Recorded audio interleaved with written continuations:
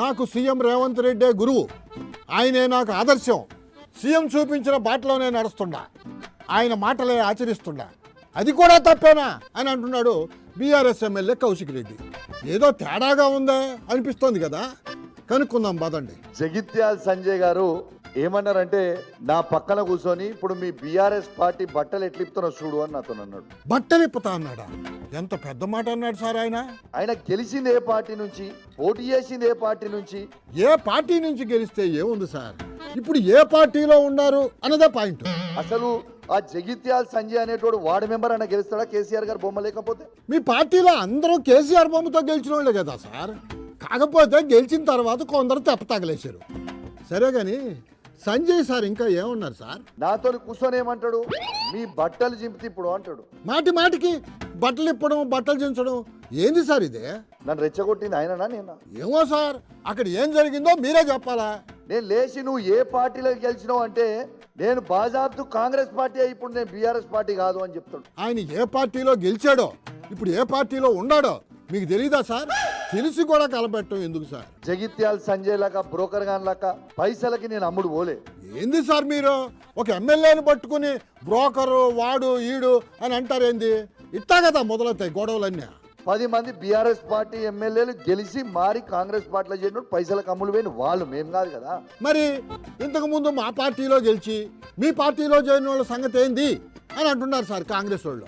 నన్ను అంటుండు ప్రశ్నించుర్రి అన్నాడు. ఎస్, నేను ప్రశ్నించిన. ఎవరు చెప్పారు సార్ మీకు ప్రశ్నించమని? నాకు ప్రశ్నించమని చెప్పిన ఆదర్శం ఎవరు? ఎవరు మీకు ఆదర్శము? రేవంత్ రెడ్డి గారు కదా. ఉరియా, రేవంత్ రెడ్డి ప్రశ్నించమని మీకు రేవంత్ రెడ్డి చెప్పారా? ఇదేందయ్యా ఇదే? ఆయన మీకెందుకు చెప్తారు సార్? ఒక్కసారి వినురి, వినిపించండి. రాజీనామా చేయకుండా పార్టీ ఫిరాయించిన వాళ్ళను ఊర్లలోకి వస్తే రాళ్లతో కొట్టండి అని చెప్పి నేను కాంగ్రెస్ పార్టీ కార్యకర్తలకు విజ్ఞప్తి చేస్తున్నా. భలే క్లిప్ పట్టుకొచ్చారు సార్.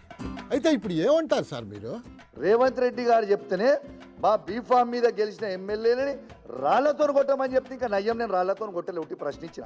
ఆయన ఏదో ఫ్లోలో అని ఉంటారు సార్, అంత మాత్రాన్ని నిజంగా రాళ్లతో కొడతారా ఏంది? రేపు మా ఊర్లలో పోయినాక బరాబర్ రాళ్లతో కొడతాం మా బీఆర్ఎస్ పార్టీ కార్యకర్తలు. ఎందుకు కూకుంటాం భయ్? మళ్ళీ ఎందుకు సార్ గొడవలు?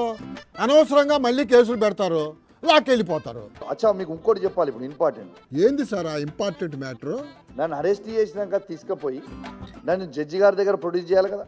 అవును, చేయలేదా? ఓ దోమలు, మొత్తం దోమలు కుట్టే రూమ్లో నన్ను వేసి, ఈడ నువ్వు అనుకోవాలి ఇలా పొద్దున, రేపు పొద్దున ఉన్నది నేను ఎంక్వైరీ చేస్తాం. అవునా? కొంపదీసాయి చైనా దోమలు కాదు కదా?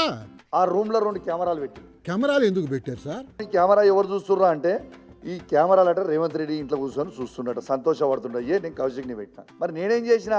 ఏం చేశారు? ఆ దోమలు ఉన్నా కూడా సర్రా బ్యాన్ మంచిగా పరుపు వేసుకున్నా, మంచిగా మెత్త పెట్టి నేను కూడా దిగులు మంచిగా అనుకున్నా. సూట్రా ఇట్లా అనుకుంటున్నావు. మంచి పని చేశారు, లేకపోతే ఆ చైనా దోమలు కుట్టి కుట్టి చంపేశాయి మిమ్మల్ని. రేవంత్ రెడ్డి గారు, నువ్వు చీఫ్ మినిస్టర్ కాదు. రేవంత్ రెడ్డి చీఫ్ మినిస్టర్ కాదా? మరి ఏంది ఆయన? నువ్వు చుమ్మా మినిస్టర్వి, చుమ్మా మినిస్టర్వి. సీఎంని పట్టుకుని చుమ్మా బొమ్మ అనడం మంచి పద్ధతి కాదు సార్.